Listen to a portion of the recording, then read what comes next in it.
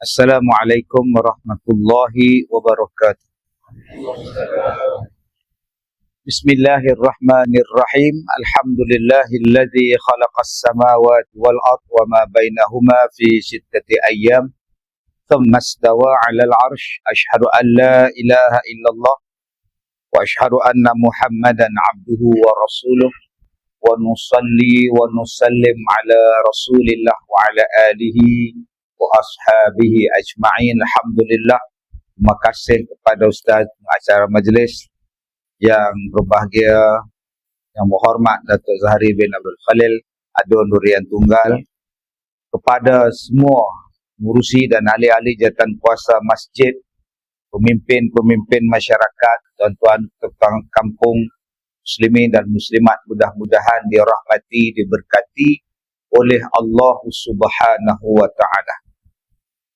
Ada seorang sahabat Nabi juga merupakan menantu kepada Nabi SAW, nama dia Uthman bin Affan radhiyallahu anhu. Uthman bin Affan ni menjadi menantu Rasulullah sebanyak 2 kali. Mula-mula kahwin dengan seorang anak Nabi, meninggal anak Nabi ni, nikah pula dengan seorang lagi anak Nabi. 2 kali menantu. Kemudian meninggal pula anak Nabi yang kedua ni. Kata Rasulullah, kalau ada lagi anak perempuan, aku nikahkan dengan kau. Tapi dah habis dah anak. Menunjukkan bahawa Uthman ni baik. Sampai bapak mertua kata, kalau ada lagi anak, aku bagi nikah dengan kau. Maknanya menantu yang baik. Kita sekarang ni kalau anak kita mati, ada lagi anak dara kita seorang, agak-agak nak bagi kat menantu sekarang ni. Yang mana jawab, tak jawab sudah Ustaz. Obat lahum tak bagi dah Ustaz. Nah, tahu tak apa tuan-tuan. Ya, jadi tuan-tuan yang saya muliakan, Uthman ibnu Affan adalah di antara sahabat Nabi yang kaya. Kita jangan faham bahawa sahabat Nabi ni semuanya papa kedana belaka. Ada yang kaya raya. Sebab tu Nabi tak suruh kita ni jadi miskin.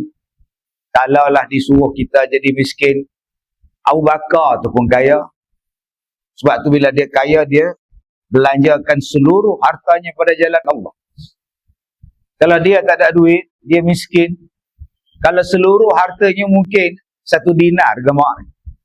Tapi seluruh harta dia, maknanya dia banyak. Umar, separuh harta dia. Uthman yang kita baca ni, kebun wakaf daripada Uthman ibnu Affan ni, di Madinah ni, kebun dia sampai sekarang tu ada lagi. Akaun dia masih mengalir, pahalanya sampai sekarang lagi. Abdul Rahman bin Auf, tu saya cakap lah, kaya tak kaya, meninggalkan duit ratusan, berapa puluh juta kalau ikut nilaian sekarang selepas dia mati kepada isteri-isterinya. Jadi jangan kita duk faham kita ni biarlah di bahasa orang Perak lah, biarlah dunia ni bukan untuk kita. Kita ni target akhirat. Kalau kaya-kaya ni semua dunia, itunya orang bahasa Perak, dunia. Tapi bila minta derma, pandai pula cari orang kaya. Nak buat masjid, minta duit orang kaya. Nak buat surau, cari duit, derma sana sini. Atau kalau semua miskin, macam mana nak derma? Cuba tuan-tuan tengok di dalam Al-Quran. Di dalam Al-Quran, perkataan infak, perkataan sedekah, perkataan infak, yunfiqun, akan disambut sebelumnya atau selepasnya dengan perkataan razaqnahum. Okey, zalikal kitabu la raiba fihi hudal lil muttaqin alladzina yu'minuna bil ghaib wa yuqimuna shalah wa mimma razaqnahum sambung yunfiqun. Cuba tengok perkataan razaqna tu akan ada perkataan yunfiq. Ada perkataan wa anfaqu fi sabilillah. Wa anfaqu fi sabilillah. Ada yang wa anfiqu fi sabilillah. Akan diikuti dengan perkataan selepasnya, apa yang kami rezekikan kepada kamu. Maknanya Allah Ta'ala menyuruh kita berinfak pada jalan Allah. Sebelum berinfak, Allah ada sebut perkataan rezeki yang Allah beri kepada kamu. Maknanya kita disuruh mencari rezeki. Hari ini manusia hanya mengajak, jom kita sedekah, ayuh bersedekah, marilah berzakat. Tapi tak mengajak orang, jom cari rezeki. Jom jadi kaya. Jarang kita buat ceramah. Ceramah perdana, jom jadi kaya. Ustaz ni tak zuhud, ingat dunia saja. Kalaulah tuan-tuan buat ceramah di masjid ni, anjuran YB Datuk Zahri, apa tajuk malam itu? Jom jadi kaya. Astagfirullahalazim. Dah nak kiamat pun nak kaya lagi. Bila awak semua apa ke dana, miskin, awak nak sedekah apa? Nak tolong anak yatim apa? Nak bantu pakai miskin apa? Nak bantu masjid macam mana? Nak bagi nafkah pada mak bapak macam mana? Mak saya pun miskin, mak. Mak minta duit pada saya. Saya pun miskin, mak. Zuhud, kita zuhud. Jadi tuan-tuan, bila tak ada wang, bila tak ada duit, macam mana nak bersatu hati? Kalau kita tidak ada wang, macam mana nak bersatu hati? Sedangkan semua program perlukan wang. Gotong royong perlukan wang. Nuri kendara perlukan wang. Korban perlukan wang. Hari keluarga perlukan wang. Sambutan hari raya peringkat DUN perlukan wang. Sambutan hari raya peringkat masjid perlukan wang. Kenapa saya sebut benda itu? Kerana salah satu benda yang mendatangkan kasih sayang ialah program yang saya sebutkan tadi. Program yang mendatangkan kasih sayang salah satunya apa? Kenduri. Sebab tu Nabi sebut it'amut ta'am, bagi makan orang. Nabi sebut macam mana kita nak tarik hati orang. Nombor satu, kata Rasulullah, ifsya'us salam, sebarkan salam. Nombor satu, jangan bercakap tentang soal kasih sayang, perpaduan, bersatu hati. Berselisih naik tangga pun tak bagi salam. Selepas sembahyang tadi pun tak bersalam. Kemudian kita bercakap, marilah bersatu hati. Bersatu hati apa? Memberi salam, menyuruh memberi dan menjawab salam. Ini perintah Rasulullah. Perintah Rasulullah ialah ifsya'us salam, sebarkan salam, berikan salam. Dia akan mendatangkan kasih sayang. Sekarang kita hanya bagi salam pada orang yang kita kenal. Aku geng YB, aku salam dengan dia. Engkau? Sorry ya. Kenapa tak salam? Dia geng lain, aku geng lain. Atau budaya apa ni? Budaya kegengan. Adik-beradik budaya kebangangan nama dia. Ini parah ni. Nabi kata, engkau Islam, kau bagilah salam. Kita hanya bagi salam pada orang yang kita kenal. Kita hanya bagi salam pada geng kita. Yang ketiga, kita hanya bagi salam pada orang yang kita tak ada masalah. Cuba kita ada masalah dengan orang tu. Agak-agak nak bagi salam. Tak song. Nak bagi salam tak pada satu janda yang ngorak suami kita. Janda tu ngorak suami kita. Suami kita pun layan. Ingat sembahyang subuh di masjid, rupanya lepak dekat padang jogging. Berlari dengan janda tu. Kantoi. Dah kantoi. Agak-agak Kak Som kalau jumpa lah janda tu dekat pasar malam, agak-agak nak bersalam tak? Assalamualaikum. Bobat lahum tak ada. Ada bawang-bawang lah di baling. Ada ubi kentang lah di baling. Penyondol kata dia. Lepas. Sedangkan kita ni suka ke tak suka ke, sambung silaturahim. Sebab Nabi sebut, ifsya'us salam, selepas kau menyebarkan salam, kau hendaklah menyambung silaturahim. Wasilul arham, kata Rasulullah. Lepas kau sebarkan salam, kau sambung silaturahim. Macam mana cara nak sambung silaturahim? Tadi saya sebut, DUN buat anjuran, masjid buat anjuran, keluarga buat anjuran. Ada yang dipanggil reunion, ada yang dipanggil gotong royong, ada yang dipanggil sebagai hari keluarga, ada yang dipanggil jamuan, ada yang dipanggil macam-macam. Untuk apa? Menyambung silaturahim. Ada grup menziarah orang sakit, ada grup yang ziarah orang sakit di hospital. Saya waktu tak sibuk dulu, kami ada grup. Grup apa? Grup sukarelawan waktu rehat masuk hospital. melawat wat. Untuk apa? Tengok orang sakit, berbual, menyembang, bagi makan, tanya, dah semayang belum? Dan kami tolong ambil tayamumkan dia orang dan semayang. Yang kami tak buat, tolong semayangkan untuk dia orang. Ambil wuduk pun kita buat. Ambil spray, sembuh muka dia. Sebab orang ramai yang duduk di hospital tak semayang. Bila tanya kat dia, bang, tak semayang bang? Kau buta. Kau nampak tangan patah ni. Semayang. Kalau aku sihat tak payah tanya. Tangan patah nak semayang macam mana? Oh, kalau tak boleh ambil wuduk bang, kita tayamum. Tuhan pun faham lah saya sakit. Tak payah nak alim sangat lah. Nanti habisnya saya qada lah. Abang, abang sekarang bukannya tak ada ingatan. Abang cuma tangan patah. Kalau tangan abang tak ada pun abang kena semayang bang.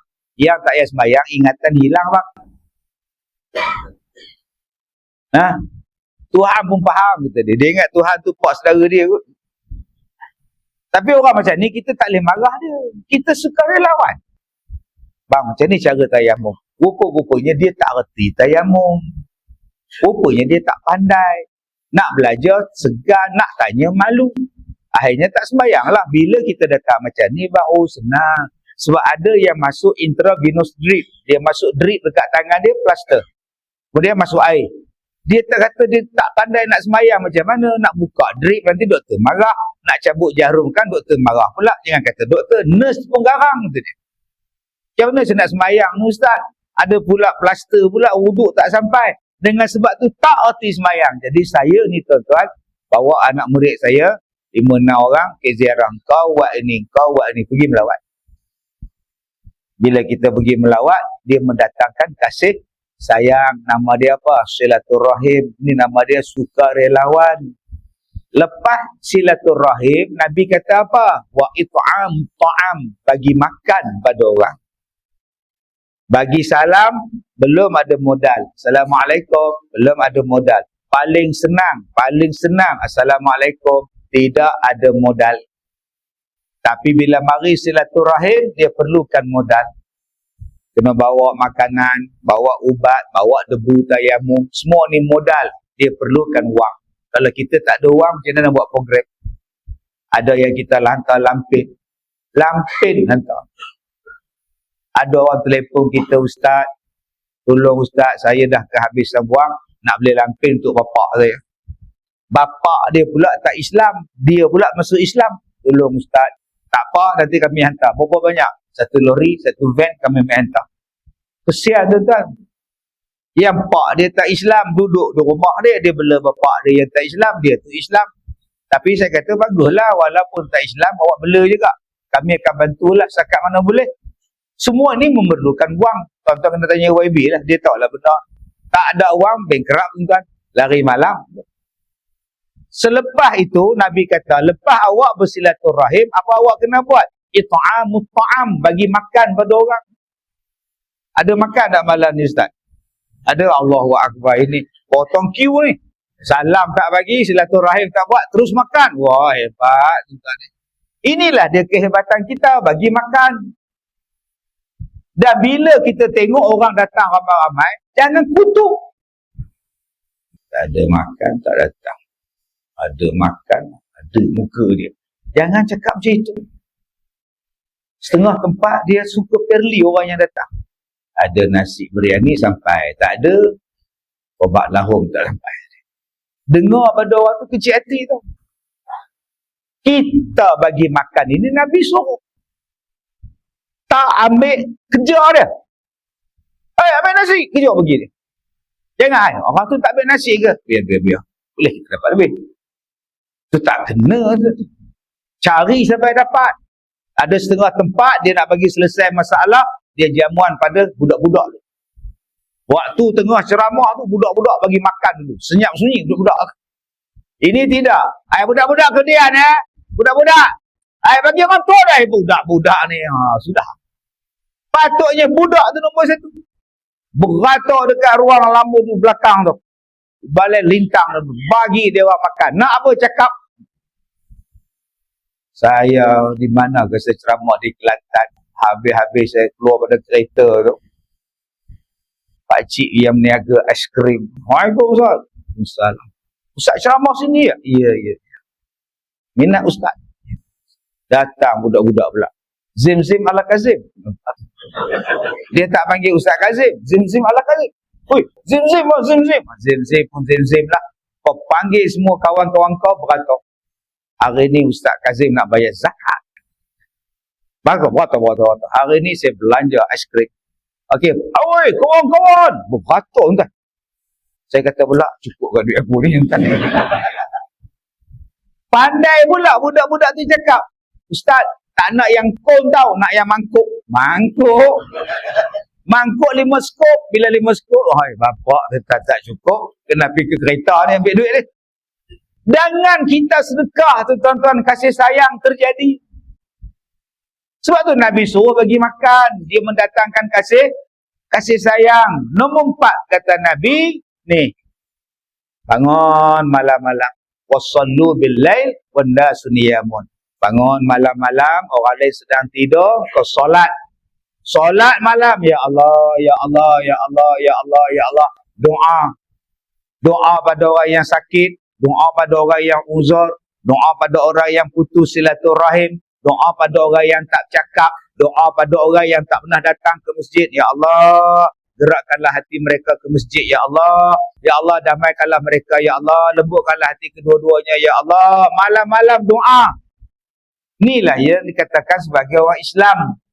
Bukan bila orang tu sakit, badan muka. Dengar cerita dia semalam aksiden tau. Mati ke tidak? Cedera elok lah, mati lah tu. Jangan cakap macam itu. Awak Islam tak? Islam. Kalau tu doa pada dia. Pergi rumah dia, jumpa dengan anak dia, jumpa dengan isteri dia, hantar bantuan pada dia. Apa yang boleh kami bantu? Bukannya bila kita sebut padat muka, biar dia rasa. Ini bukan sifat orang beriman. Ini bukan sifat orang Islam mendoakan yang buruk pada benda lain. Kita ni kasut hilang pun baca Yasin. Ini masalah. Datang ke masjid, selipar je pun hilang. Balik orang baca Yasin. Ya Allah, siapa yang ambil selipar aku, buncitkanlah perut dia, ya Allah. Di mana rahman rahimnya yang awak nak tiru daripada sifat Allah? Allah tu maha pemurah. Orang tak semayang, Allah bagi rezeki. Yang semayang mendapat rezeki. Allah tu maha baik. Pada orang yang buat maksiat pun Allah bagi rezeki. Allah buat baik dia. Tapi kita ni hanya buat baik pada orang yang buat baik pada kita. Orang yang buat jahat pada kita, kau tunggu kau. Ada ubi ada bas. Ada ubi ada bas kata dia. Ada ubi ada batas. Ada lori ada bas. Ada hari boleh aku balas. Ini bukan sifat orang beriman. Sifat orang beriman ialah memaafkan, wal'afina 'anil nas, wallahu yuhibbul muhsinin. Jadi tuan-tuan, yang nak menjadikan banyak program kita ini berjaya, salah satunya ialah modal, salah satunya ialah wang, salah satunya harta. Jadi abang-abang di sini yang ada banyak harta, yang ada banyak wang, gunakan harta kita untuk kita dimasukkan ke dalam syurga. Bagaimana cara dia? Caranya ialah mendatangkan kasih sayang kepada orang lain. Nama dia infak atas rezeki yang Allah Ta'ala berikan kepada kita. Uthman bin Affan, salah seorang sahabat Nabi yang sangat hebat. Yang tuan-tuan duk baca Quran ni, diambil dengan nama dia. Resam Uthmani. Tulisan Al-Quran yang kita duk baca sekarang ni, nama dia resam apa? Resam Uthmani. Diambil daripada nama dia. Kenapa? Kerana dialah yang memperbanyakkan tulisan Al-Quran. Dialah yang memperbanyakkan pengedaran Al-Quran. Bila sahabat Nabi ramai yang dah mati, bila penghafaz Al-Quran ramai dah mati, ada pula tulisan hadis, ada pula tulisan Al-Quran. Islam pula sampai ke negara Arab, melebar sampai ke Afrika, membawa sampai ke Iran, membawa sampai ke China, membawa sampai ke Nusantara. Orang dah mula bercakap tentang Islam, tetapi mereka tidak menggunakan bahasa Arab. Ini satu masalah. Satu masalah. Al-Quran bahasa Arab, tapi yang tak Islam, yang Islam tu tak Arab. Jadi mereka nak bacakan Al-Quran macam mana ni? Mereka bukan orang Arab. Maka ulama-ulama daripada zaman Sayyidina Uthman mula memikirkan, macam mana orang yang tak Arab boleh membaca Al-Quran. Sebab Al-Quran pada peringkat awalnya baris pun tak ada, titik pun tak ada, baris atas pun tak ada, baris bawah, baris dua pun tak ada. Orang Arab dia boleh baca sebab itu tulisan dia. Tetapi bagi orang yang bukan Arab nak baca apa? Kalau tidak ada bantuan, maka datanglah ulama-ulama. Mereka mencetak Al-Quran, mereka menulis Al-Quran, ditulisnya ta ada 2 titik, ba ada 1 titik bawah, sa ada 3 titik di atas. Kalau bunyi san, 2 titik di atas. Kalau bunyi sin, di barisnya 2 baris di bawah. Kalau sun, baris 2 di hadapan. Maka itu dipanggil sebagai penulisan Al-Quran. Zaman Nabi tak ada tu. Zaman Nabi tak ada tu tulisan Al-Quran macam kita sekarang. Ulama-ulama kemudian selepas itu dia tulis Al-Quran yang hari ini walaupun kita bukan orang Arab, kita boleh baca Al-Quran. Sebab apa?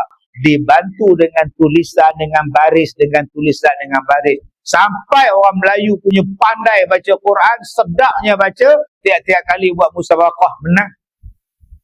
Tak mana faham? Tak faham.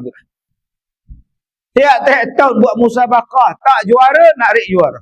Semalam Johan dua-dua. Ini hebatnya. Kesan daripada menulis Al-Quran tu. Orang Cina boleh baca Quran, orang Jepun boleh baca Quran. Walaupun mereka tak Arab. Sebab apa? Sebab adanya tulisan-tulisan yang dibariskan, yang dititikkan. Zaman Nabi tak ada titik tu bang. Tak ada baris 2 baris depan, tak ada bang. Jadi kalau Nabi tak buat, kita buat tu nama apa? Kalau Nabi tak buat, kita buat tu nama apa? Bida'ah ni, Quran ni bida'ah. Bida'ah tak Quran ni? Hari ni ustaz-ustaz ceramah, bida'ah. Nabi tak buat maulud. Nabi tak buat Isra' Mi'raj. Nabi tak buat. Apa itu Quran? Nabi tak ada cetak macam tu pun. Nabi tak ada baris-baris pun. Tu bida'ah lah juga. Itu lain. Lain kepala otak kau. Sikit-sikit bida'ah. Sikit-sikit bida'ah. Apa kejadah kau bida'ah? Kenalah tengok bida'ah tu apa. Sebab tu Imam Syafi'i dia kata bida'ah tu terbahagi pada apa? Ada 2. Satu hak baik, satu hak jahat. Zaman Nabi dulu ada ke mufti? Zaman Nabi tak ada mufti. Zaman sekarang ada tak? Ada. Kita kena tak ikut cakap mufti, fatwa mufti kena. Zaman Nabi tak ada. Bida'ah tak mufti? Tuan-tuan berani pergi cakap kat Datuk Mufti? Tuan bida'ah. Astagfirullahaladzim. Tak menang mufti kita. Jadi janganlah cakap itu bida'ah. Walaupun tak ada di zaman Nabi. Tuan-tuan zaman Nabi ada ke siji nikah? Di kursus nikah pula begini, duduk dengar kursus. Kena isi borang lah apalah sekarang. Ada? Tak ada. Habis tu kenapa buat sekarang? Bida'ah tu. Janganlah cakap bida'ah. Ini sikit-sikit bida'ah. Inilah yang menjadikan kita berpecah belah. Dulu kita di tanah Melayu mana ada pecah belah? Semua elok. Ajaran mazhab Syafi'i. Tauhid, akidah, Asy'ariyah, Maturidiyah. Mari tasawuf Al-Ghazali. Habis. Sekarang cuba tuan-tuan tengok. Bila sebut kunut, Nabi tak buat kunut. Orang tak nak baca kunut subuh, gaduh pula. Tidak ada talqin zaman Nabi. Lepas tanam ayat, balik. Tak baca talqin, itu tahlil. Tak payah, bida'ah.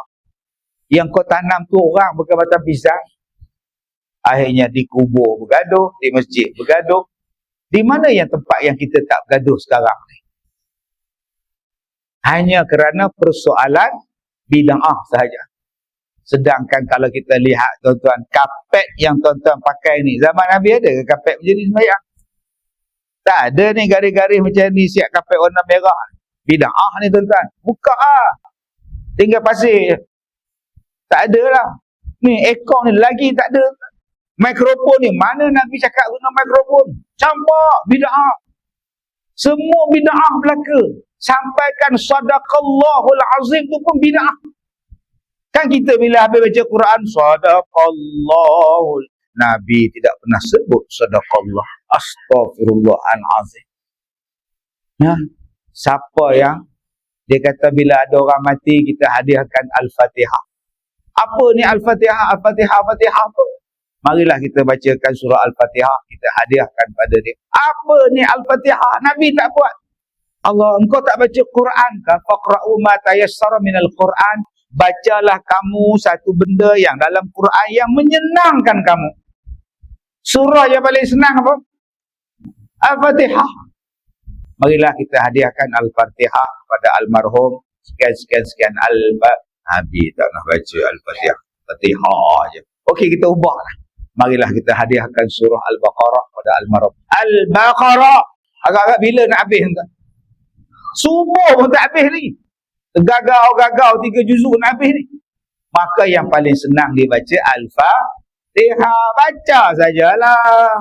Habis mayang Al-Fatihah. Mulakan majlis Al-Fatihah. Dengar saja orang mati. Inna lillahi wa inna ilaihi raji'un. Kita hadiahkan pahala Al-Fatihah pada dia. Al-Fatihah. Bacalah. Bukan kita hadiahkan Al-Fatihah pada almarhum. Al-Fatihah. Menyimbang. Bukan. Al-Fatihah. Bismillahirrahmanirrahim. Alhamdulillah. Mudah-mudahan ada pahala bacaan tadi. Bukannya bila orang mati sebut Al-Fatihah. Ni pun bengong juga.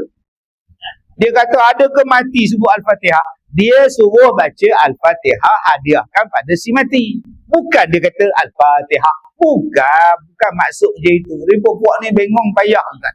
Sekarang ni kita bergaduh yang banyak sekarang ni masalah ini. Masalah ini. Dulu semua sepakat buat Isra' Mi'raj. Semua sepakat, tak ada siapa bantah. Sekarang bila buat Isra' Mi'raj, Nabi tidak pernah buat Isra' Mi'raj. Siapa cakap?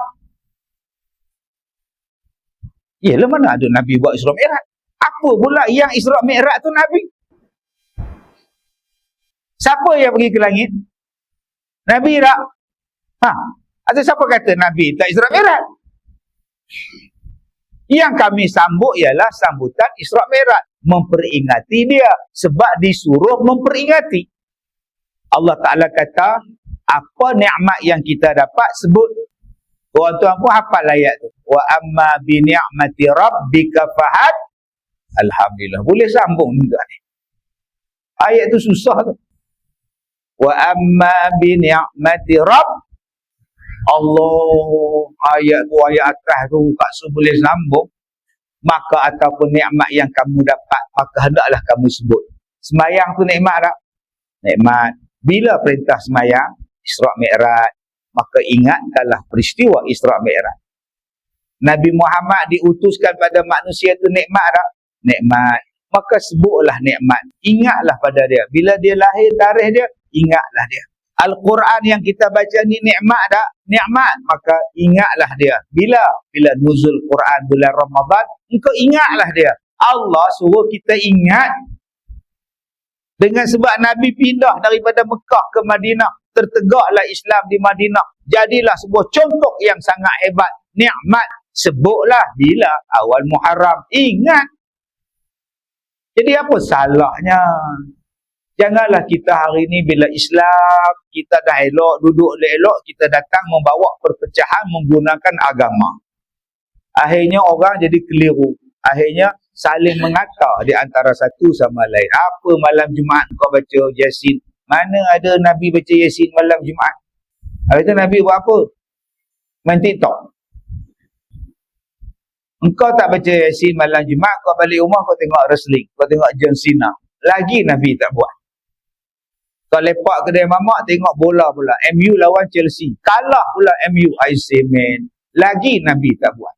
Daripada kau tengok bola, daripada kau main TV, daripada kau main muka buku, baik kau datang masjid, kau baca Quran. Tapi Nabi tak buat baca Yasin malam Jumaat. Ya, tapi Nabi suruh baca Quran. Terpulanglah pada kau nak baca apa pun. Saya tak nak baca Yasin. Habis tu kau nak baca surah apa? Nabi suruh baca Quran. Okey, kau tak nak baca Yasin. Kau nak baca surah apa? Kita ikut kau je. Baca. Apa? Qul huwallah. Jom kita baca Qul huwallah. Boleh? Qul huwallahu ahad. Allahus samad. Boleh? Pendeklah pula. Baca 100 kali. Panjanglah pula. Tahu tak apa?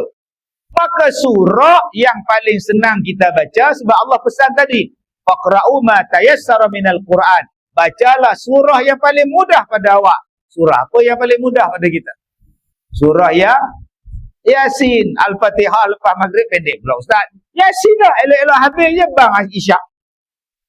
Yasin lah yang paling melekat dalam jiwa kita. Saya sebut je tuan-tuan mesti boleh sambung. Yasin. Sambung. Allah hebatnya orang Nurian Tunggal. Boleh sambung. Wal Quranil Hakim. Pejam mata boleh sambung tak? Kalau tuan-tuan sakit, orang baca Yasin dekat telinga, boleh sambung tak? Boleh. Walaupun kita sakit. Sebab itu bila kita sakit, disuruh baca Yasin. Siapa dia? Orang tu mai baca Yasin. Baca Yasin. Orang yang sakit tu tenang. Kadang-kadang dia ikut bacaan orang yang baca. Dia boleh ikut walaupun. Enak kalau. Dia boleh ikut. Sebab apa? Sebab ayat tu selalu bermain di telinga dia. Selalu berbuih mulut ni dengan baca Quran. Hati dia pun dia boleh ikut bacaan surah Yasin. Buatnya dibaca surah Al-Ma'arij. Dia sebut Ma'arij pun tak pernah sebut. Tuan-tuan sebut tak surah Al-Ma'arij? Tak pernah sebut tak? Yasin tiap-tiap hari. Kebetulan nama saya Yasin. Jarang orang pun nama Ma'arij. Jarang tak? Sebab itulah Yasin dekat dengan kita. Bacalah. Kenapa nak jadi polemik?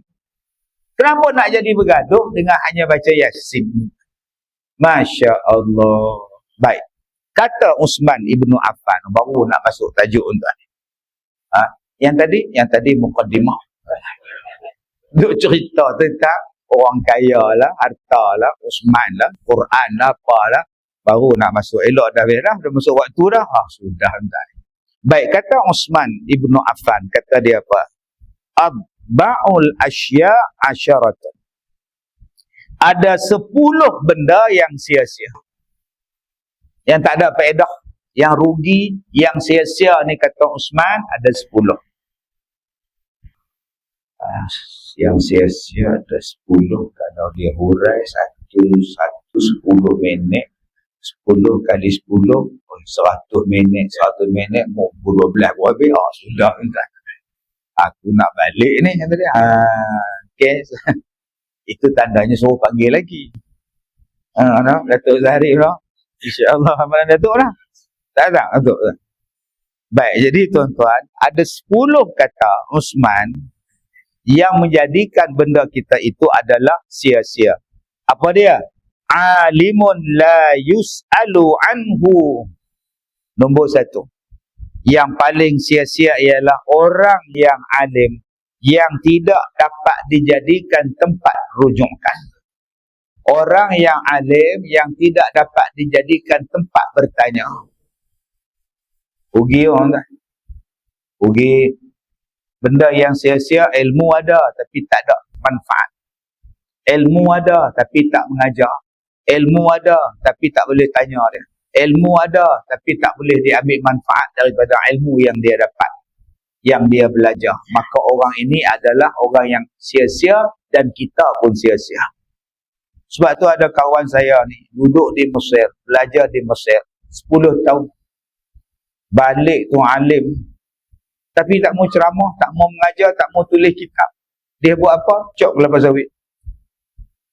Dia kata saya cuk kelapa sawit. Itu ilmu yang kamu dapat untuk apa? Untuk diri saya. Tak mengajar, tak nak. Ni jemput ceramah tak mau. Mainlah ambil pergi kuliah baca khutbah ke apa ke. Buat sesi jawab. Kalau tak mau buat mengajar dalam TikTok ke dalam apa benda ke buat. Tak mau. Tak mau. Dia kata pasal apa? Ilmu tak cukup. Kalau nak kira ilmu ni cukup, siapa di sini yang cukup ilmu? Saya pun tak cukup ilmu. Saya pun tak ada ilmu. Kalau nak tunggu baik baru nak ceramah, nak tunggu baik baru nak dakwah, siapa sini baik? Kita ni sampai bila-bila tak baik, ada aja dosa kita buat. Yang baik tu Nabi. Tak ada siapa sini boleh mengaku dalam masjid ni ustaz, saya paling baik sekali. Bohong, nampak benar nipu. Kita ni yang paling hina ni ustaz. Macam mana ustaz kata kita paling hina? Ya. Nak banding dengan anak muda ni. Mana dia anak muda? Orang tak ada ni, semua anak tua. Tu anak muda belakang kamera. Harimau Melaya, ayah dia Harimau Melaya. Tu dia anak muda. Budak kecil. Ada dosa tak? Ada dosa tak dia? Tak ada. Dia bukan cukup umur. Antara kita dengan dia, siapa baik? Dia tak ada dosa. Sebab tu semalam saya singgah semayang maghrib di satu masjid. Hujan. Berlari-lari bawa payung nak main semayang.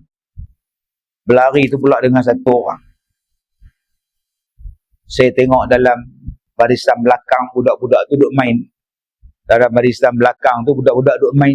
Biasa budak-budak tolak ni tolak. Duk semayang. Pakcik kat depan saya tu main dekat budak tu, dia tarik telinga. Dia terlarik bunga tu, pam dia bagi sekali. Saya tengok dia, Allah. Allah. Dah lah hujan. Masjid pula. Siapa nak datang? Siapa nak datang hujan-hujan? Basah. Di masjid pula tak ada karaoke, tak ada panggung wayang, tak ada food court, tak ada game. Tapi budak-budak ni walaupun hujan, walaupun tak ada apa di masjid, tetap datang. Bagus tak? Dah sembahyang, main tu biasalah. Main orang tua ni pam bagi sekali. Agak-agak je mana tuan-tuan. Dia tengok pakcik tu. Tunggu lagi 5 tahun aku pam belah. Bakar kamu ni. Sayang tuan-tuan perangai macam tu. Nama pun budak. Biarlah dia. Tapi kita allergic tengok budak-budak. Sedangkan masjid ni tempat penyatuan. Ada orang tua, ada orang muda, ada remaja, ada budak-budak. Akhirnya bila kita bersikap garang, budak-budak tak datang. Lepas ada Tom Yam. Ada Tom Yam bagus. Yang ambil order pun cantik. Muka putih, tangan gelap. Elok je ambil tak. Sana ada Tom Yam, sana ada seafood, sana ada macam-macam. Sini seafood apa? Datang pun kena penampak. Kemudian kita pun komplain. Orang muda tak ada. Semua kami orang tua-tua. Tak tua lah kamu duduk tengking budak-budak tu. Pengampar pakcik, sabarlah. Nama pun budak-budak, orang tua pun duduk melawak. Orang tua pun duduk dalam saf masjid ni, kan? Dah nak semayang tu boleh colek punggung orang sebelah. Cot bagi. Hamba Allah tak pakai seluar dalam lah. Cuma tak ada siapa nak tampar orang tua. Tak ada siapa nak tarik telinga. Kalau ada YB dia boleh tarik telinga. Apa? Jadi tuan-tuan yang saya muliakan, bila kita ni ada ilmu, pergilah mengajar. Nak cari sempurna, kita tak sempurna. Budak tu lebih baik pada kita. Dia tak ada dosa. Dia tak ada apa catatan dosa, tak ada. Kita ni banyaknya dosa. Tengok pula orang tua. Allah, saya lagi baik pada orang tua tu, Ustaz. Oh, jangan cakap. Dia umur berapa? 80 tahun. Semayangnya berapa puluh tahun. Pusanya berapa puluh tahun. Zikirnya berapa puluh tahun. Sujud dia di lantai, di dahi dia di lantai ni berapa ratus kali. Nak banding dengan sujud kita dahi ni, sujud di kapek ni, di lantai ni, nak banding dengan orang tua sujud, jauh mereka mendahului kita. Berapa kali dah mereka datang ke masjid, kamu baru berapa tahun, dia ni berapa tahun, tua dah dia di masjid. Mulianya orang tua pada kita. Tadi mulianya budak-budak pada kita. Nak banding dengan orang tua, dia orang lagi mulia pada kita. Ustaz, saya lagi bagus. Ustaz, apa? Saya rajin semayang, Ustaz. Tengok orang tu, dia tak semayang. Apa ni, kaki maksiat punya Ustaz? Bang, abang, dia tu, manusia tu boleh berubah, bang. Walaupun dia kaki tak semayang, tapi kalau dia taubat, Allah ampun dosa dia. Tapi abang ni kaki semayang, ada abang taubat? Abang ria, abang ujub, abang sum'ah, abang rasa abang lebih baik pada orang. Bukankah itu syirik pada Allah? Orang yang takabur itu syirik pada Allah. Jangan abang duk pandang jahat pada dia. Tata satu hari Allah ampunkan dosa dia lebih baik daripada abang yang tak pernah minta ampun kepada Allah. Oh, tuan-tuan. Bila kita ziarah orang sakit, jangan cakap dekat dia itu bala tu. Ada dia makan dia harap apa. Jangan bang, orang yang sakit ni walaupun dia sakit kepala, walaupun dia tercucuk jarum bang, Allah hapuskan dosa dia. Sebab tu abang-abang kalau tercucuk jarum, jangan duk maki jarum tu. Bodoh punya jarum. Duk isap darah tu. Kena 40 kali, bertarik keluar tadi. Jangan. Nabi kata kalau kita sabar, walaupun tercucuk jarum, Allah Ta'ala hapuskan dosa kita. Tambah-tambah dia pula sakit teruk. Kanser. Dibelah perut dia macam huruf J. Dibelah perut dia macam huruf J. Terbuka ni. Doktor tarik kanser daripada usus ni. Tarik 10 jam tuan-tuan. Dok bertaruh nyawa tu. Saya serah diri saya pada Allah. Alhamdulillah Allah panjangkan umur saya. Doktor potong usus, doktor sambung pula. Allah, saya tengok pun takut. Buatnya bocor. Jahit tu bocor, sambung pula bocor pula. Makan-makan nasi tembus keluar. Sudah. Ni, saya tengok perut dia ni, terbelah. Doktor tak cantum lagi, doktor baru plaster je. Gam je.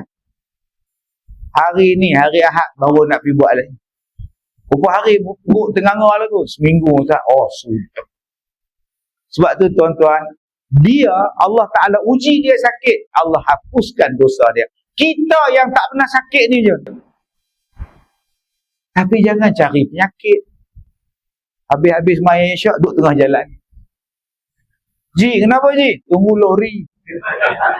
Itu sewel nama dia. Dia tunggu penyakit. Jangan. Jadi tuan-tuan yang saya muliakan, orang yang alim, jangan duk rasa diri kita bagus dengan orang tak alim. Akulah bagus, aku alim. Tak. Orang yang jahil tu pun insya-Allah tak tanya apa saya faham tak buat, aku tak tahu. Kenapa kamu buat yang ni? Saya tak tahu. Orang yang alim pula, kenapa tak buat sedangkan kamu tahu? Nak jawab apa? Atamuruna an-nasa bil bir wa tansawna anfusakum wa antum tatluna al-kitab afala taqilun. Allah tanya, kenapa kamu suruh orang buat baik tapi kamu lupa pada diri kamu sendiri sedangkan kamu ada diberikan pengajian, adanya kitab pada kamu? Nak jawab apa tuan? Sebab tu kita jangan rasa diri kita baik, orang lain baik pada kita. Maka orang yang rugi nombor satu ialah orang yang alim tetapi tak dapat diambil ilmu daripada dia. Jadi tuan-tuan di sini lebih alim daripada ustaz yang mengajar. Tuan-tuan yang duduk di masjid ni lebih alim daripada ustaz yang mengajar. Ustaz yang mengajar tu dia mengaji 7 tahun. Dia mengaji di universiti dia dulu 7 tahun ya. Tapi tuan-tuan mengaji di masjid ni dah 40 tahun. Boleh maghrib tiap-tiap malam. Siapa yang alim? Ustaz ke tuan-tuan? Tuan-tuan lagi alim. Kitab berapa ratus dah habis. Berapa ratus dah kitab habis. Sampai tak terbawa waktu kuliah maghrib. Punya alim tu tak perlu kitab lah. Ustaz seorang je bawa kitab tak. Bukan masjid ni lah, di Afrika ni tak. Punya alimnya kitab. Allahu Akbar tuan-tuan. Jom kita sebarkan ilmu. Apa yang ilmu tuan-tuan dapat, sebarkan. Maka tuan-tuan akan jadi orang hebat, bukan orang sia-sia. InsyaAllah tuan-tuan, ni peranan kita. Bagaimana kita nak menyatukan hati orang di keliling kita, berpunca daripada masjid. Bagaimana kita nak menggerakkan orang cinta pada agama kita, bermula daripada masjid. Maka tiap-tiap minggu kita akan dengar khutbah Jumaat. Ni khutbah.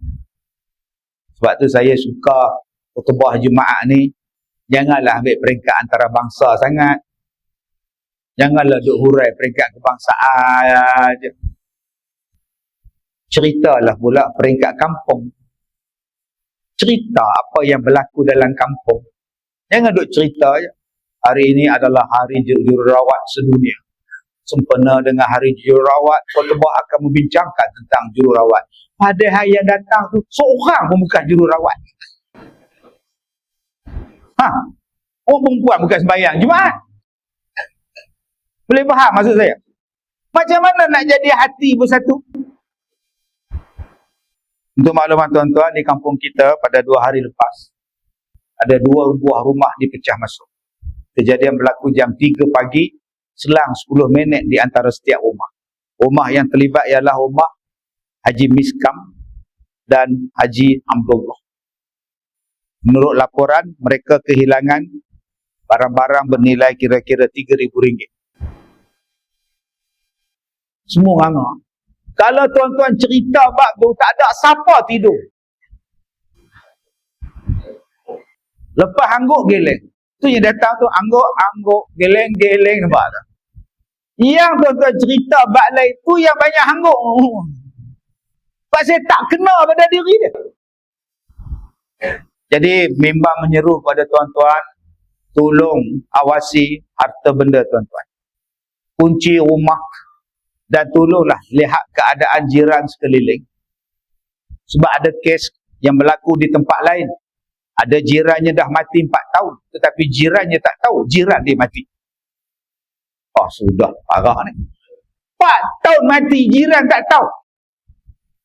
Hang buat apa? Takkan hang tak tahu 4 tahun hamba Allah tu mati. Nak tahu apa Ustaz? Tak ada bau. Hang suruh sedung ke apa tak ada bau? Takkan tak tengok lampu tak tutup, kipas tak berhenti? Takkan tak tengok bil elektrik dah penuh peti surat? Maknanya ada benda yang tak kenal. Tak mengenali jiran, tak ambil tahu hai jiran. Macam mana kita nak tahu jiran tadi tak sihat? Senang, datang masjid. Haji Dollah mana? Dah 2 hari tak nampak. Nampak? Selalu tiang tu tempat dia menyandung. Lepas maghrib je, dia. Itu namanya tiang Haji Dollah. Ustaz yang mengajar pun tahu tiang Haji Dollah. Mana Haji Dollah? Oh, mana kan? Lepas sembahyang Isyak, ada tak pergi rumah dia? Assalamualaikum. Isteri buka. Assalamualaikum. Haji mana? Dah 2 hari tak tahu masjid. Dia sakit kepala. Kenapa kepala dia? Belaga dengan apa tak tahu, bengkak kepala dia. Boleh saya tengok? Nampak. Oh, ini kena ke hospital je. Tak boleh macam ni. Dia pun punya cakapak je bang. Sudah. Tapi kalau tuan-tuan bukan ahli masjid, tuan-tuan bukan ada satu hati, Haji Dollah ke, tiang ke, kepala bengkak ke, benjol ke, siapa baik tahu? Salah satu tempatnya ialah masjid. Salah satu tempatnya di sini. Kita boleh kenal anak karya kita. Sebab tu bila kita baca khutbah, kadang-kadang kita kena membumi kepada tempat. Untuk maklumat tuan-tuan, anak kampung kita telah pun berjaya melanjutkan pelajaran ke universiti. Ada tahun ini ada 8 anak kampung kita. Marilah kita menggalakkan anak-anak kita untuk belajar dan terus cemerlang dalam pelajaran. 8 pelajar ini, yang pertamanya adik Rustam, yang kedua adalah adik Syarifah Habibah, yang ketiganya adalah adik Fazilah. Tak seronok bapak anak saya tu. Bertebak. Dua-dua dah tak ada pahala. Yang kau bercakap buat apa? Ya Allah. Payah tunggu. Dia ulah pula kata imam tu pula. Jadi tuan-tuan, di sini kita bagi tahu last kita penutup sebelum khutbah barakallah. Untuk maklumat tuan-tuan juga, ya, bila kita sakit hendaklah kita sabar. Sakit itu adalah ujian daripada Allah. Dan sebenarnya dengan sakit ni pula ada 3 jemaah kita yang sekarang berada di rumah sakit atau hospital, yang mana berkelapangan pergilah ziarah. Yang pertamanya Hajah Rogaya, ya, sekarang berada di hospital Melaka kerana masalah gout dia. Saya diberitahu oleh anak dia 2 hari lepas, mak dia makan udang dengan soto bakar. Lepas tu turun. Dah lah tahu gout yang kau minta ke darah udang tu buat apa? Ya Allah. Sekarang ni mati pun tak tahu. Mana haji tu? Dah mati dah. Bila? Dah 6 bulan. 6 bulan. Sebab kita tak membumi. Kita terlalu mengangkasa. Cerita bak nu, cerita bak ni, habis tak? Sebab tu bila saya ceramah, tuan-tuan, saya tak akan bawa tajuk international. Saya tak akan bawa tajuk hebat perjuangan kita. Saya tak akan buat.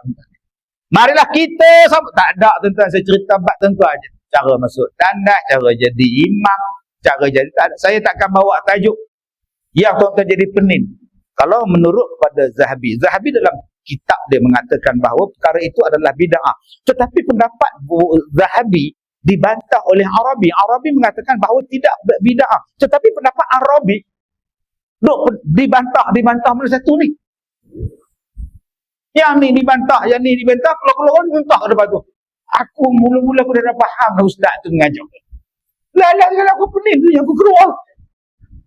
Cubalah kita mengajar di sini menjadikan ada satu matlamat. Keluar daripada masjid, aku dapat ilmu. Keluar daripada masjid, aku dapat satu keputusan. Keluar daripada masjid, aku dapat satu hati. Ini keluar daripada masjid, hati macam-macam. Hati lain-lain. Akhirnya masjid bukan tempat untuk seronok beribadat. Maka orang mula memilih tempat yang lebih menyeronokkan. Kerana kita sekarang bersaing dengan tempat-tempat itu. Ingat tuan-tuan, masjid bersaing dengan macam-macam tempat. Walaupun kita bubuh lampu merah, biru keliling masjid, tapi belum tentu boleh lawan lampu di kedai Tom Yam. Kita tak boleh lawan lagi dengan lampu disko gelap malam. Walaupun kita bubuh aircon, tapi kita tak boleh lawan sejuknya lagi pusat karaoke. Walaupun kita bagi makan apa hari ni ustaz? YB makan apa? YB datang pula tuan. Tanya YB pula tuan. Apa kita bagi melani nasi biryani? Belum lagi lawan ikan bakar semua di luar. Sana hebat. Kita hari ni ada upah leha, kak nak, tipah tertipu semua ada. Tapi demo semua pakai telekom. Yang di luar sana bang, Allah.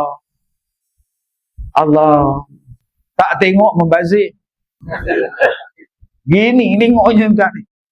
Sebab tu macam mana kita nak bagi hati kita seronok supaya melekat dalam masjid. Sebab kita sekarang bersaing dengan benda yang sangat hebat di luar. Bukan kata di luar, dalam televisyen pun bersaing dengan kita. Maka salah satu caranya ialah kita jadikan masjid ni tempat berkasih sayang. Dengan kasih sayang itulah dia mendamaikan hati. Bagaimana nak mendatangkan kasih sayang? Tadi saya sebut, sebarkan salam, sambung silaturahim, 2, nombor 3 bagi makan, nombor 4 kita semayang, malam doa minta pada Allah. Dengan perasaan kasih sayang ni tuan-tuan, imam walaupun hujan lebat, dia tetap datang. Pasal apa? Dia sayang pada makmum.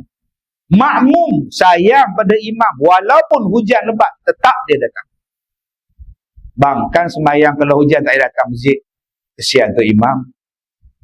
Kalau abang tak datang, dia seorang pula semayang. Jadi kalau abang datang, boleh abang teman dia. Tu imam pula abang. Dah hujan tak payah nak pergi masjid. Kalau abang tak imam, tak datang, siapa nak jadi imam ada haji dolah? Kita kan berdua saja kata dia. Ni dia kasih sayang. Tapi sayang bila kita hidup benci membenci. Habis. Nombor 1, perkara yang sia-sia apa dia? Kata dia, alimun la yas'alu anhu. Orang alim yang tak boleh ambil ilmu daripada dia.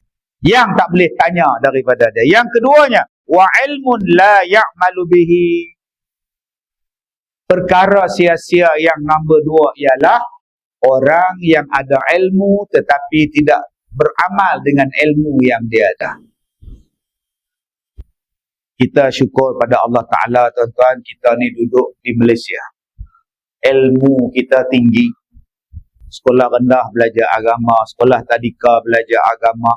Sebelum masuk tadika belajar, masuk sekolah kebangsaan ada JKOP. Petang ada KAFA. Sekarang sekolah menengah ada KAFA menengah. Sekarang ada KAFA menengah sekarang. Budak sekolah menengah masuk kelas KAFA. Yang ni saya pergi banyak tempat. Masjid tu dia buat dewan sekolah, dewan kelas. Budak-budak sekolah menengah hari Isnin, Selasa, Rabu masuk kelas kafah. Waktu kuliah maghrib, ibu bapa kuliah maghrib, dia orang belajar kafah. Habis sembahyang kuliah maghrib, dia datang sembahyang isyak berjemaah. Lama-lama tuan-tuan, masjid tu jadi penuh sesak dengan budak-budak remaja. Oh, saya pergi dah. Penuh masjid. Saya kata ramainya budak-budak tu Haji malam ni. Ini budak-budak kafar Ustaz. Memang Isnin, Selasa, Rabu. Memang dia orang belajar sini. Bagus tuan-tuan. Sebab itu bila kita pergi ke Mekah. Saya duduk di Madinah masa itu. Duduk nunggu waktu nak sembahyang. Saya datang pukul 10 pagi. Duduk dalam Masjid Nabawi itu saya baca Quran. Baca Quran. Baca pejam mata. Saya buka sikit, pejam mata balik sebab mengulang Quran.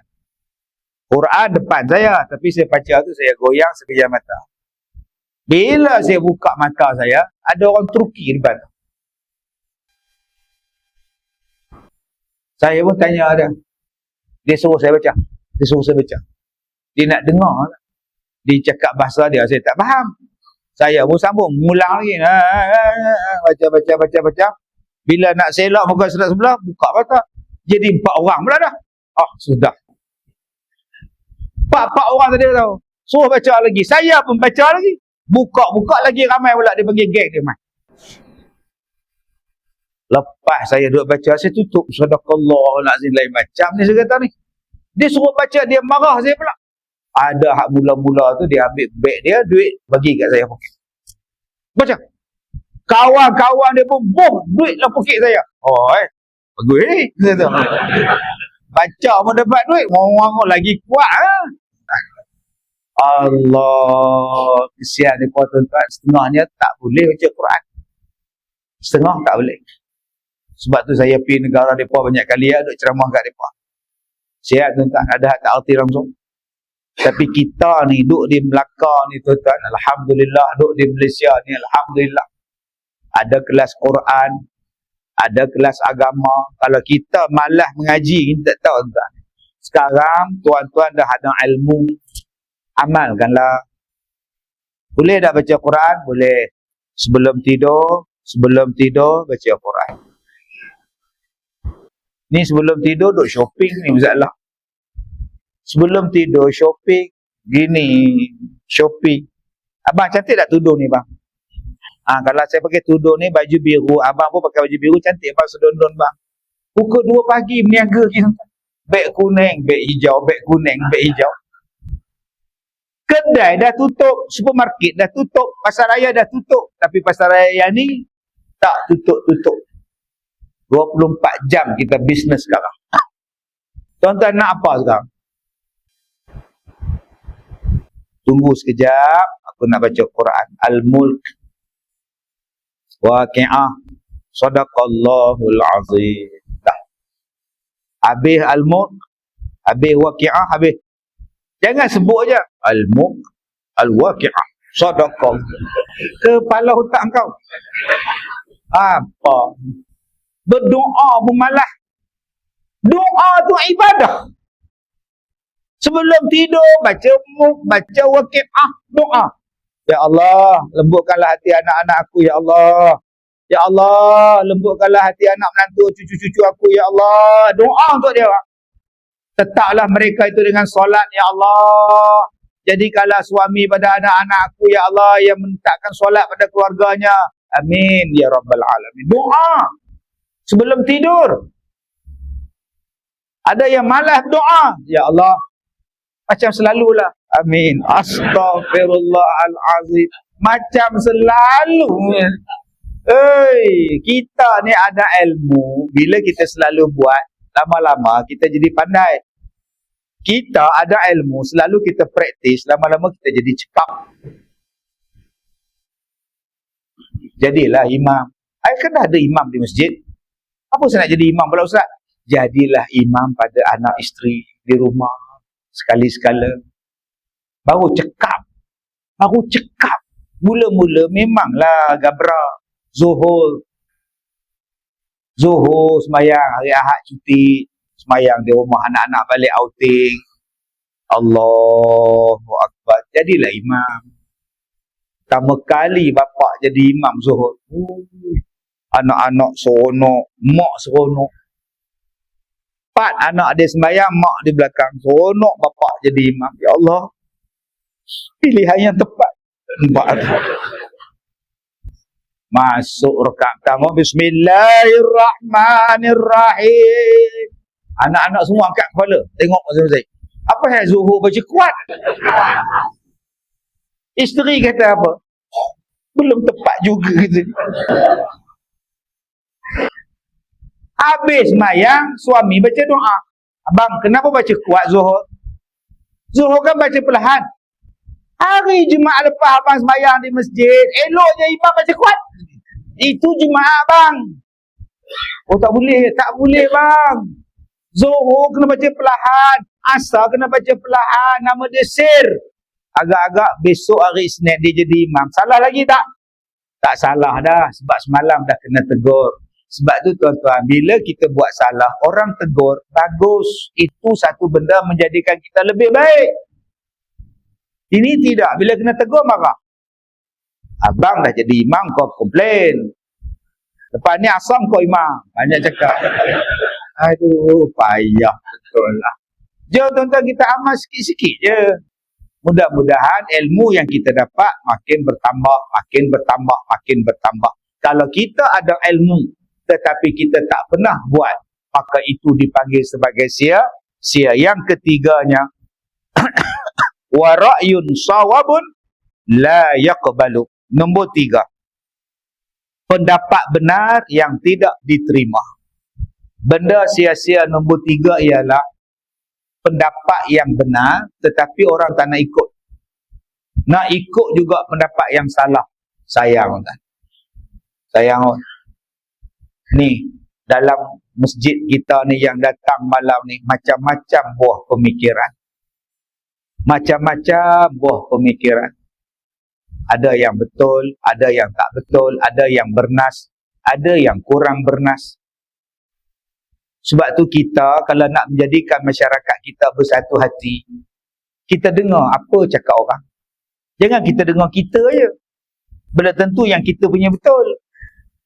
Kita tanya, mesyuarat je, tu nama dia mesyuarat. Mesyuarat itu mendatangkan bersatu hati. Apa yang diputuskan dalam mesyuarat, terima. Jangan bila dah mesyuarat, habis makan bihun balik, dia tak puas hati. Bihun habis, karipak pun habis, teh tarik 4 tekor habis. Tapi balik ke rumah, aku dah cakap, aku tak setuju, aku dah cakap dulu, aku dah cakap. Ini orang ni tak kerti mesyuarat. Mesyuarat itu ialah duduk bincang elok-elok. Okey, Tuan Haji apa pendapat? Awak apa pendapat? Okey, kamu macam mana? Okey, sekarang apa yang kita nak buat? Pompang, hentam pun tak apa, pecah siling. Okey, keputusan dia kita buat undian. Sokong, tak sokong. Akhirnya yang sokong mengatasi yang tak sokong. Baik, keputusannya ialah kita buat benda ini. Jadi ini adalah hasil mesyuarat. Bila dah hasil mesyuarat, bersatu hati. Sama-sama kita buat. Jangan, aku tak setuju, aku bantah. Jangan kutuk. Ada pula yang diam. Saya, apa-apa keputusan saya terima. Saya nak balik, saya rahat. Nama dia Cikgu Syarif. Yang mana faham, tak faham tak. Mesyuarat sekolah tak pernah masuk. MC tak habis-habis. Rupa-rupanya ada cikgu pula nombor dekat Zoo Negara. Tuan-tuan yang saya muliakan, walaupun benda itu simple, Rasulullah mesyuarat tak? Rasulullah mesyuarat. Umar Al-Khattab mesyuarat tak? Garang tu. Garang. Umar. Nampak pancung aja dia. Tapi bila nak buat sesuatu dia mesyuarat. Dia hantar surat dekat Governor bulan Syaban. Governor pun dapat surat bulan Syaban. Syaban bila pula ni? Syaban tahun lepas ke Syaban tahun ini, Syaban tahun akan datang. Syaban tu tak ada tahun.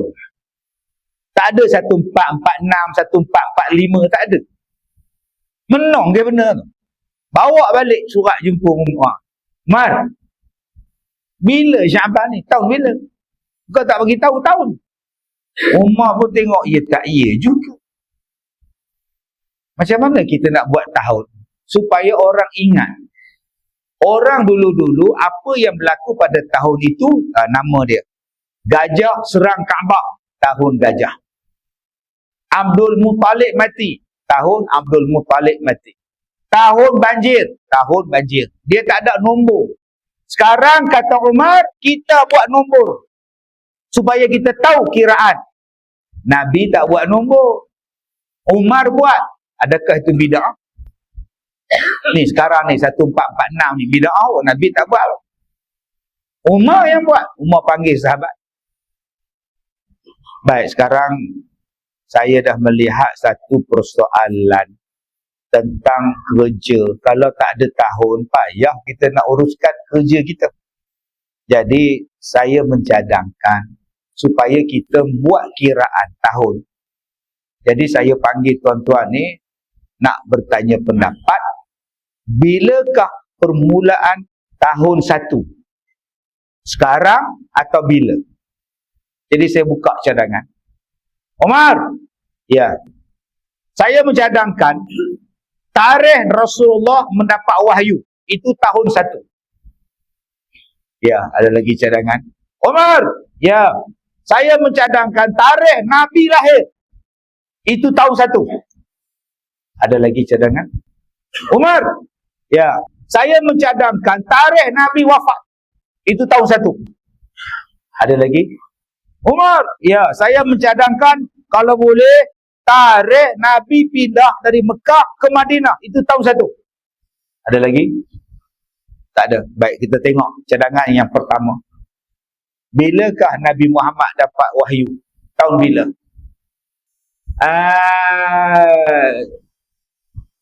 Tahun tu tahun 69 lah.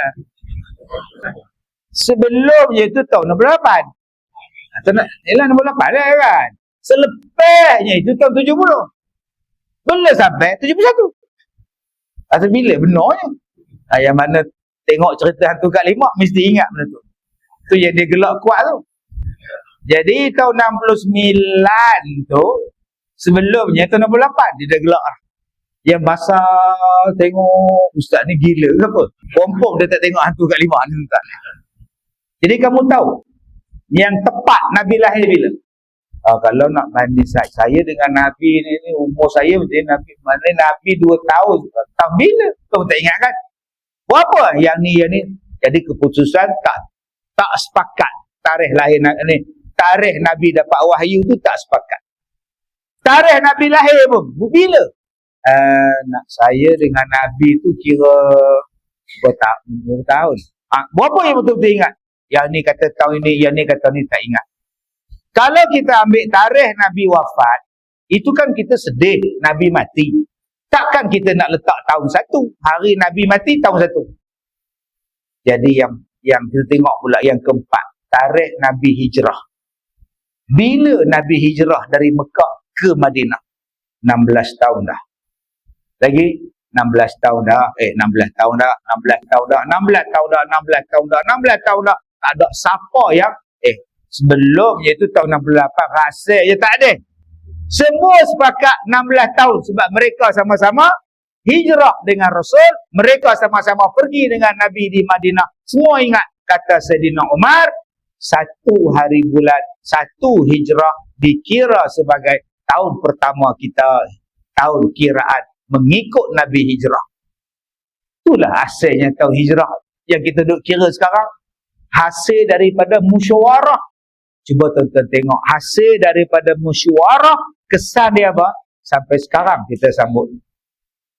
Sampai sekarang kita pakai. Tak ada siapa petikai. Inilah dia kekuatan mesyuarat. Inilah kekuatan bila tindakan diambil bersama. Sama-sama dah putus, sama-sama kita setuju. Sebab tu kalau tuan-tuan ada pendapat, sila kemukakan. Jangan sampai orang tidak tahu pendapat kita. Kerana pendapat yang betul, bila orang tak ambil, pendapat yang betul, bila orang tak ambil tahu, itu nama dia kerugian.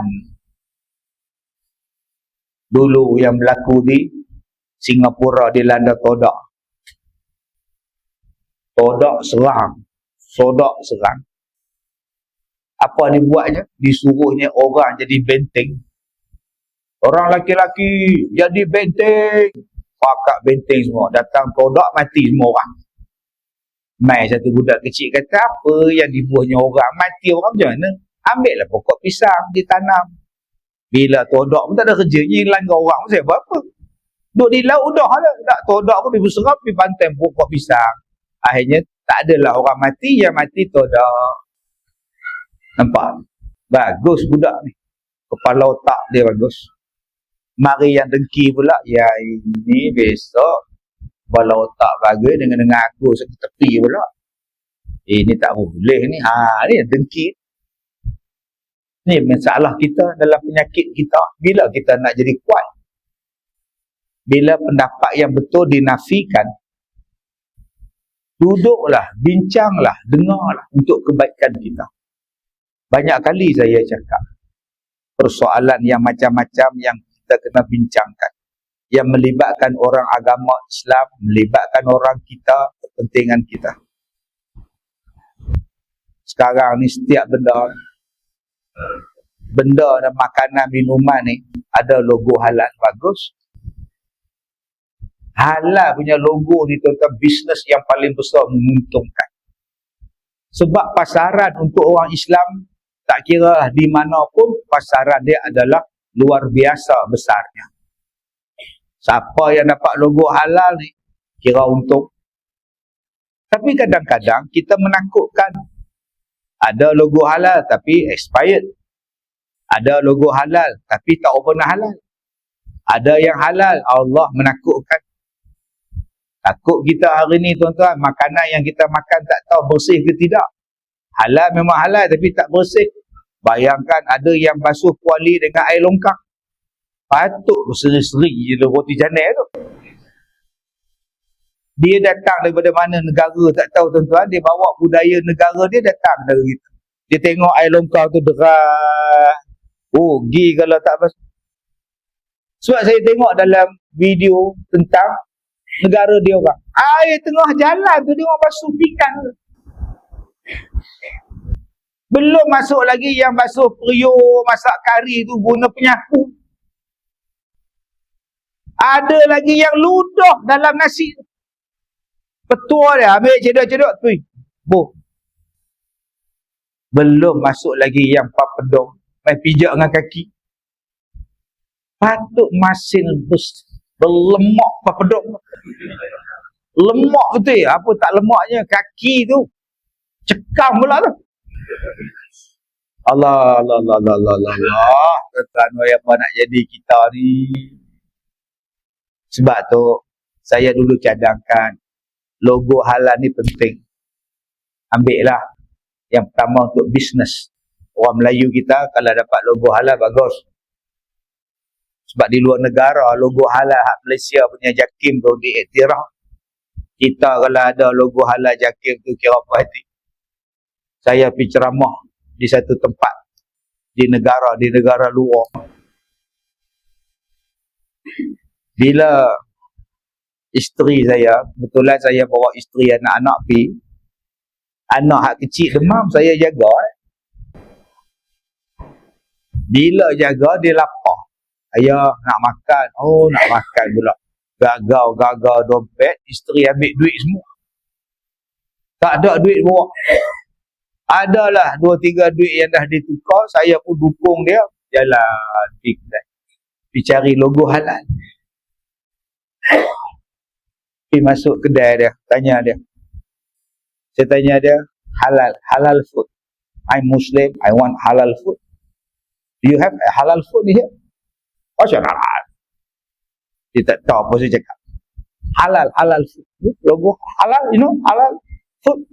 Muslim food. Macam mana? Saya juga ada kata apa pula ni. Susah hati untuk tak faham. Saya pun pusing kedai dia, tengok ada halal, make in Malaysia. Saya pun pusing. You see? Make in Malaysia halal. You see? Oh, sudah halal. Oh, sudah memang letih aku cakap dengan aku bayar dah. Penting untuk halal. Baik, saya cadangkan dulu. Kalau halal itu logo halal, syarikat dia syarikat Islam, orang Islam, pekerja dia pun Muslim, tokek dia pun Muslim, berikan kepada dia logo halal, tulisan dia warna hijau. Maknanya kita tengok kompong daripada bos sampai jaga Islam.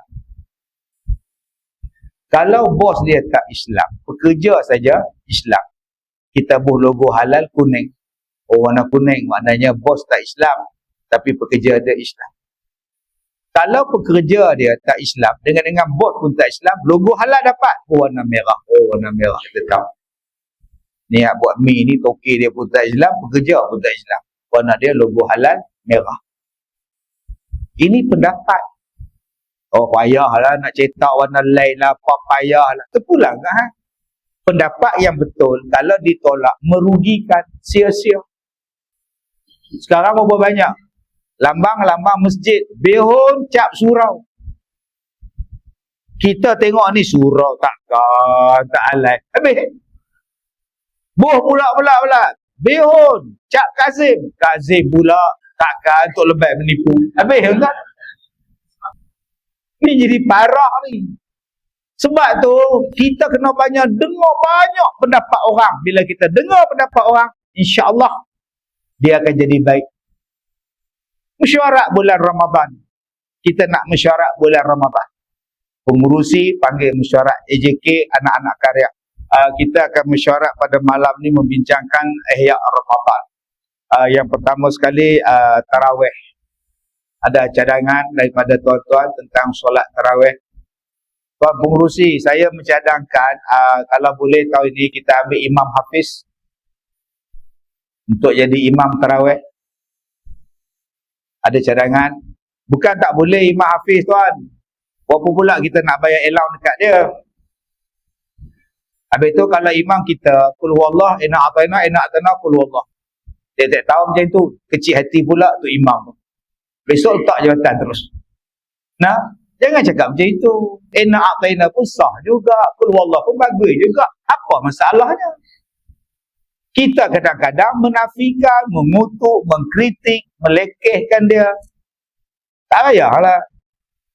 Okey, sekarang kita macam ni, kita ambil Imam Hafiz. Berapa peruntukan nak bagi bincang?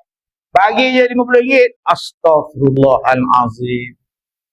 Saya jadi imam tarawih tuan-tuan. Satu malam satu juzuk. Satu malam satu juzuk. Paling lekeh satu malam setengah juzuk. Tuan-tuan tahu tak, nak hafal satu juzuk tu mengulang daripada 8 pagi sampai 6 petang. Untuk nak jadi imam malam tu, nak jadi tarawih. Kalau saya baca qul huwallah, tak payah ulang lah. Memang qul huwallah setiap rakaat. Kita nak bacaan yang berbeza setiap rakaat, tapi kita berkira. Nak imam yang sedap macam Mekah, tapi bayar RM50. Kesian kat budak tu. Dah lah mengulang tu teruk, tuan-tuan ingat senang hafal Quran ni. Sekali saya jadi imam tarawih, setiap usaha masjid tu dia letak Al-Quran besar depan dia. Betul-betul sebelum depan dia. Saya tengok, dia tak percaya kat aku. Saya ni bila dia cek bacaan saya tu, dia tengok. Saya yang jadi imam kat depan tu pun jadi Allah. Kelangkat. Aduh. Rakaat yang pertama saya baca ikut aturan. Masuk rakaat yang kedua, saya langkah surah lain.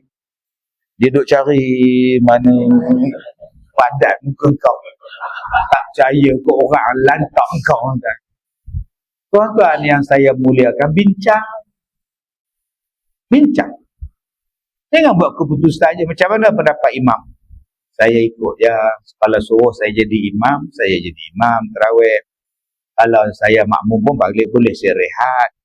Tapi kalau nak suruh saya jadi imam, tak nak baca qul huwallah, boleh letakkan Quran yang besar, beli Quran besar, saya baca Quran besar lah. 1 rakaat, 1 muka surat. 20 rakaat, 1 juzuk. Orang yang bagi cadangan, dia awal balik. Kau boleh bagi cadang, tapi kau balik. Kau ingat senang satu rakaat.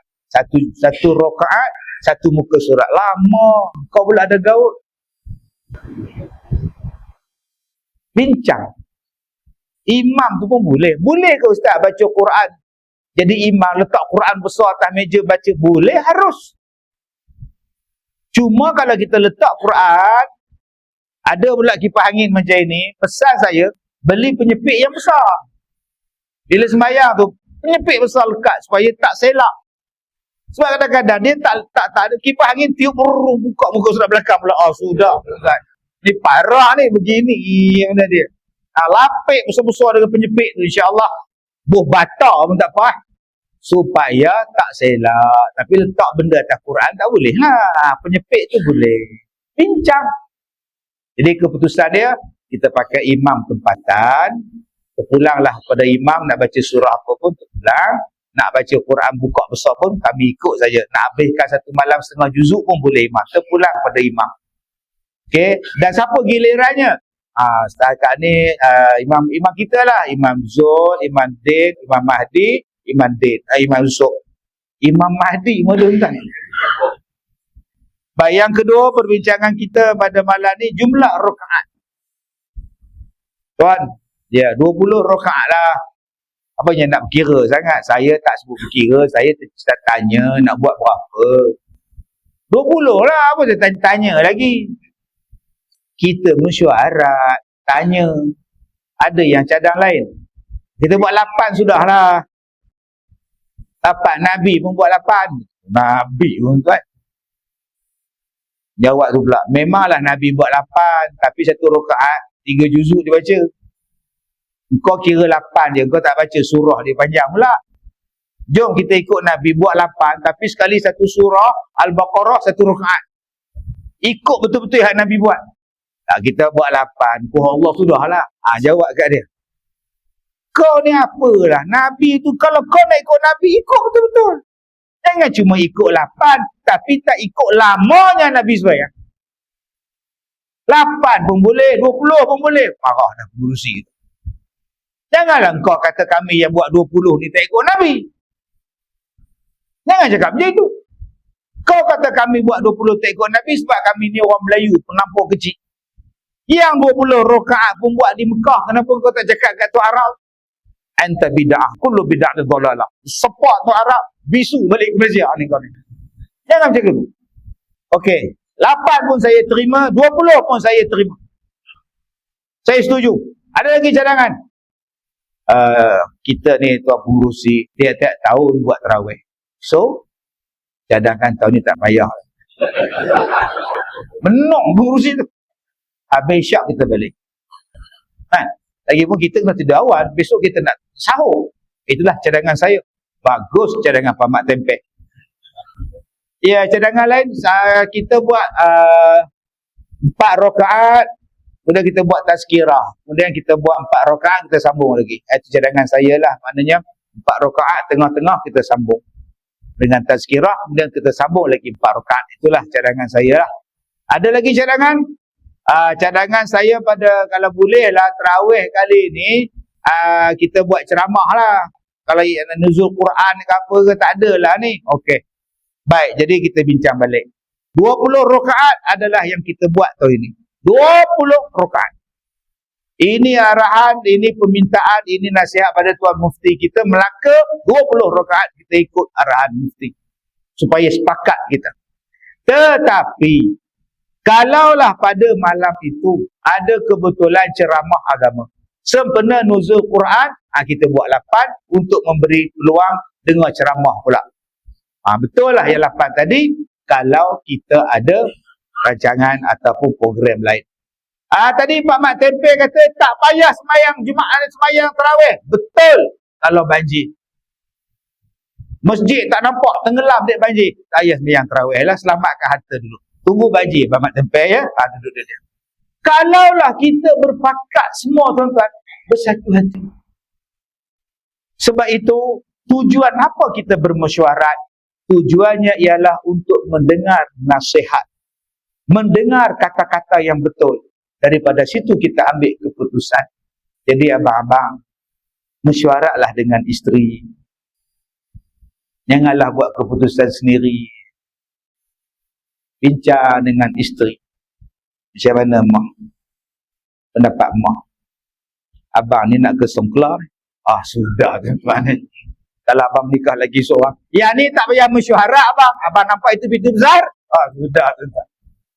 Mesyuaratlah. Anak nak kenduri, anak nak menikah, anak apa benda. Mesyuarat. Nak pergi berapa hari, nak buat macam mana, nak pergi umrah. Lihat, abang dah ambil tarikh umrah. Ya Allah abang, bila? Abang dah ambil dah package tu. Package ni dia ambil 16 sampai 22 hari bulan Disember. 16? Ya Allah abang.